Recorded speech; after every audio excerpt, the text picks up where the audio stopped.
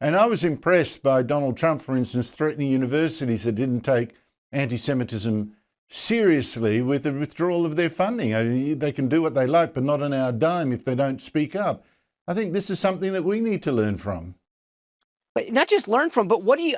What I don't understand is this: if you allow somebody, as the case was with Charlie Kirk and Donald Trump, if you vilify an individual or a movement and say that person is Hitler or Nazi or must be eradicated or a threat to democracy, what do you think is going to happen if you tell people that Israel is a scourge that must be removed from the earth, that Jews are bad? What do you think is going to happen?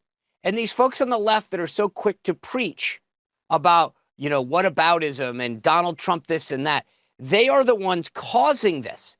And no one on the left wants to stand up when we had riots in the wake of the death of George Floyd and people were looting and vandalizing and destroying property and hurting individuals. It was justified in the name of some kind of greater good. The problem is that these guys are afraid to offend anyone that's part of the fabric of this new coalition they call their base. And that's the biggest problem right here. And the idea that we're watching this here in Providence, Rhode Island, where I'm just south of Brown University right now.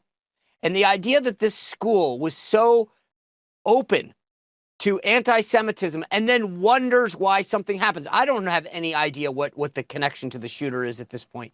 But when you inspire people to tell people that conservatives are bad, that supporters of the MAGA movement are bad, when you say that anti-Semitism can run rampant, what do you think is going to happen on campus? And this is something that they all sit around clutching their pearls going, how did it happen here? How did it happen here? It's because you inspired it. There needs to be a similar deep reckoning here, Sean. Everything you say applies to what we've been facing right here. Sean, can I finish? This is our last talk before I go on holidays.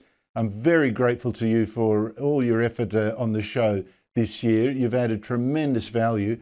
Now, I keep reading stories in the media about Donald Trump's terrible polls, but then I see that his numbers are in fact better than many of those before him, many presidents before him at this time of their cycle, better than Bush Jr., better than Barack Obama. Can you wrap up by telling us how Trump's first year back has gone? Well, look, it's no secret. Well, first of all, thank you for having me. I appreciate your kind words. It's been an honor to be part of your show. And I love, as I've said to you off air many times, it's always amazing how many people in America love watching Andrew Bolt and Sky News Australia.